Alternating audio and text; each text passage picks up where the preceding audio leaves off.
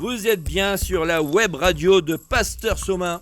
L'émission d'aujourd'hui est présentée par Sébastien Turpin. Bonjour à tous, bonjour chers auditeurs, bienvenue pour le premier épisode de notre web radio Pasteur, avec pour thème aujourd'hui l'histoire contemporaine.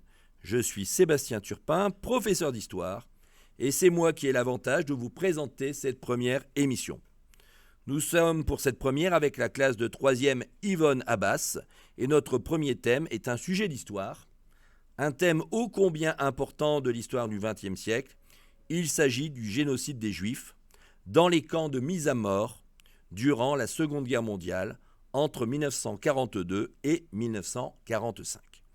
Avant d'y venir précisément, il faut parler un peu du contexte, et c'est pour cela que je vais passer la parole à un premier élève, Hicham Abdellaoui, qui va nous donner un aperçu de la situation des années 30 et 40. Oui, bonjour à tous et merci monsieur.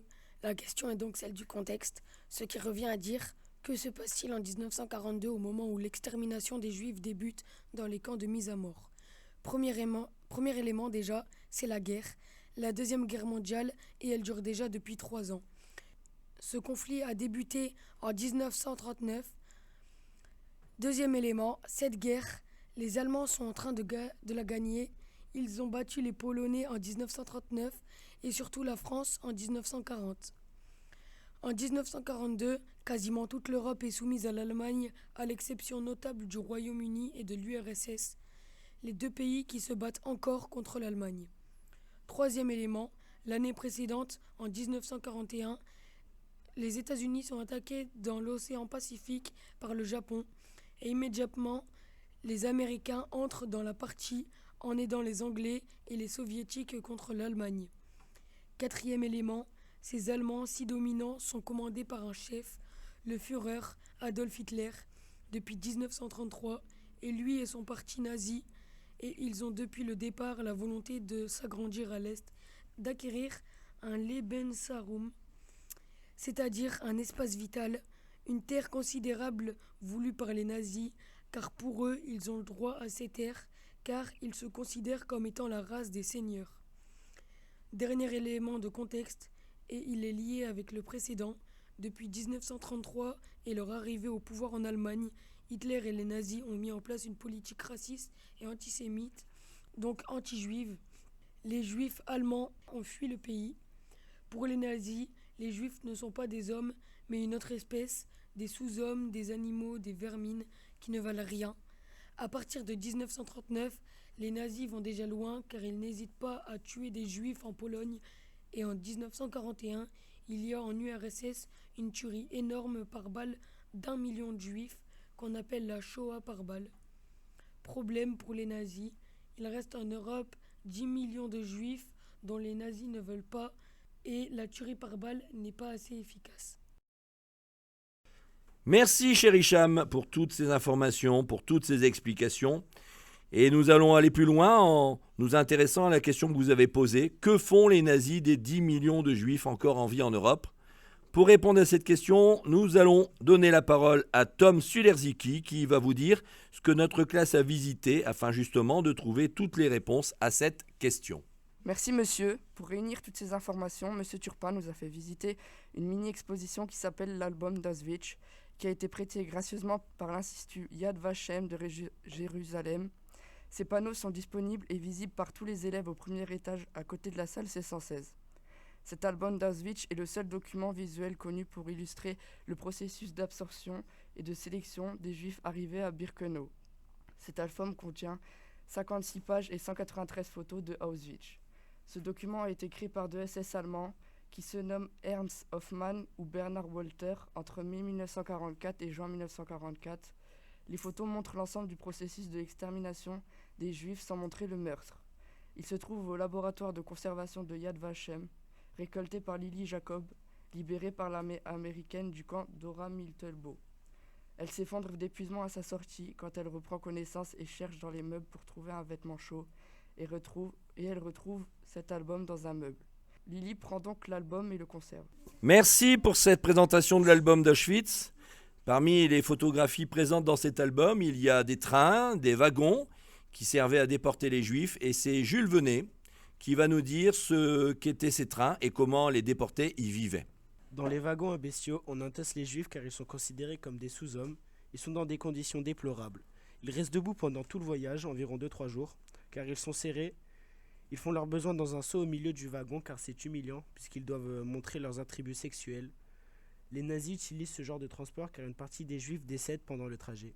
Ils n'ont ni eau ni nourriture, même quand les convois devaient attendre des jours entiers sur des voies de triage pour laisser l'accès à d'autres trains. Les trains arrivaient donc à la fin du voyage, à Auschwitz.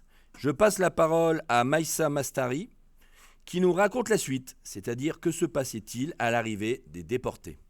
Les déportés étaient forcés de descendre rapidement des wagons après plusieurs jours de voyage dans des conditions inhumaines.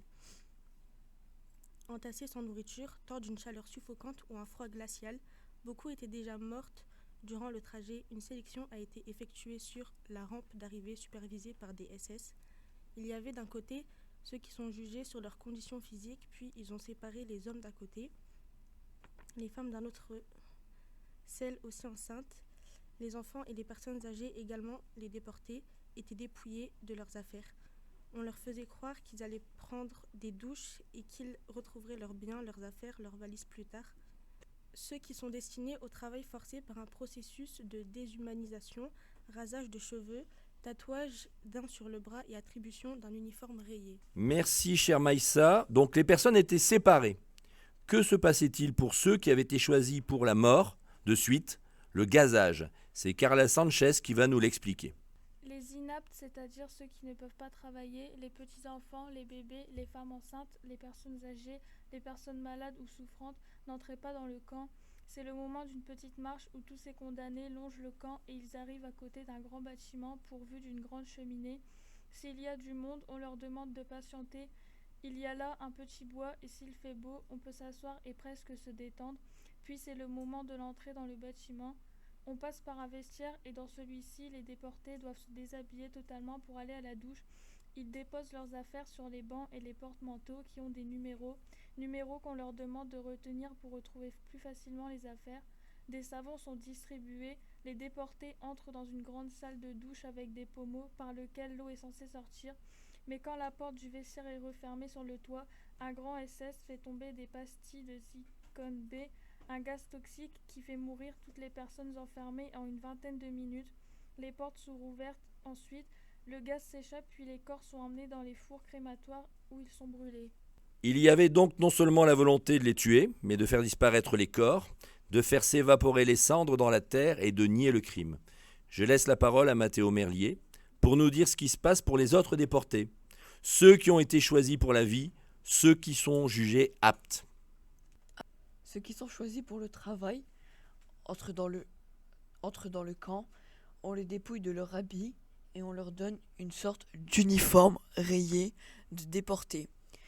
On leur rase la tête, c'est aussi le moment du tatouage. Chaque déporté est tatoué sur le bras d'un numéro qui sont nouveaux noms. Il ne sera plus jamais appelé par son prénom et son nom, mais par ce numéro. Il doit donc se débrouiller pour le connaître en allemand, car les gardes ne parlent qu'allemand. Il n'est plus vraiment un humain, mais une chose, un morceau qui sert tant qu'il peut servir. Certains déportés partent travailler dans une usine située à proximité. Ils peuvent aussi être choisis pour faire des routes, donc un travail très éprouvant physiquement. Dans le camp, certains construisent des bâtiments. Ce sont d'ailleurs des juifs qui ont construit les bâtiments des crématoires. D'autres ont plus de chance et se retrouvent à travailler au Canada. C'est un embarquement où les affaires des juifs, certains juifs sont choisis pour être Sonderkommando. C'est eux qui travaillent dans les chambres à gaz. Ils sortent les corps, ils retirent les dents en or, ils coupent les cheveux longs des femmes, puis ils emmènent les corps au crématoire où ils les font brûler. Évidemment, ils sont très peu nourris, une sorte de café le matin et une sorte de soupe le soir. En fait, ils ne mangent quasiment rien et la faim est le pire des supplices. En fait, pour eux, c'est la mort lente. Ils finissent par mourir de ces mauvais traitements. Merci Mathéo. La mort est donc le but pour ces déportés juifs européens par les nazis. Je passe enfin la parole à Swan Marinus qui va nous faire le bilan de cet enfer qu'a été Auschwitz pour les Juifs d'Europe.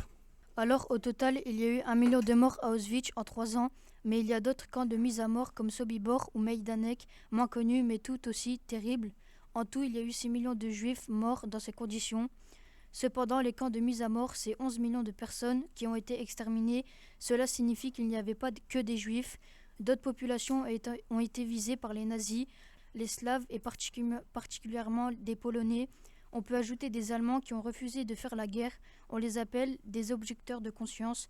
Et il y a aussi des homosexuels, surtout beaucoup de résistants, c'est-à-dire des gens qui dans leur pays ont tenté de s'opposer aux Allemands en les tuant, en faisant des attentats, ont été déportés dans les mêmes conditions que les Juifs.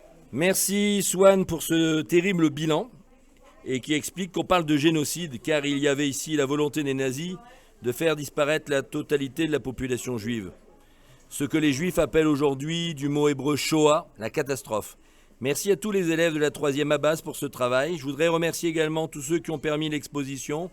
Monsieur Bernard qui a photocopié les documents et le service de surveillance qui s'est chargé de plastifier ces documents au service d'intendance. Merci pour votre écoute et à la prochaine, à très bientôt pour une nouvelle émission.